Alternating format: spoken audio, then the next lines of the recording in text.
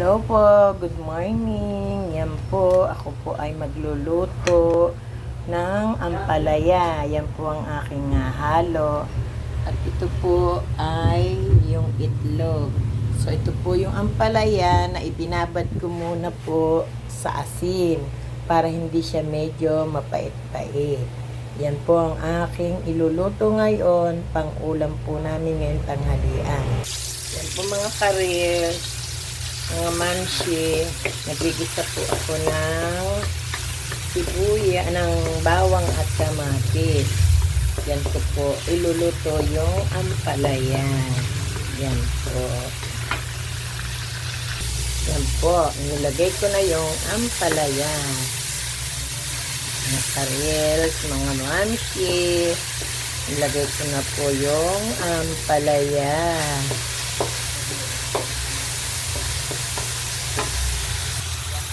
Po, akin pong hinanghalo siya.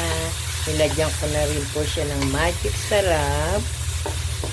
So, maya-maya po, ilalagay ko ang itlog dahil hindi pa naman po siya masyadong luto.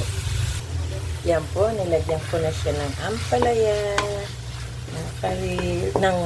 ng itlog pala, mga karils. Yan po. Halo-halo ko na lang po siya. Hello po, kami po ay kakain ngayon ng tanghalian.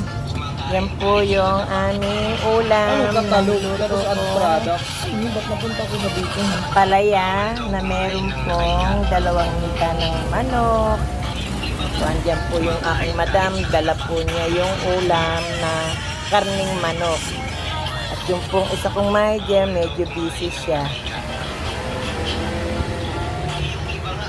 Yan. At ako po naman, yung po, na sa kanilang tabi. Kakain po kami, kasama po nila ako. Alas 12:04. Sige po, kakain na po kami. Yan. Okay lang. Presentation lang. Bye-bye po. Sana po ipanoorin ninyo ang aking video.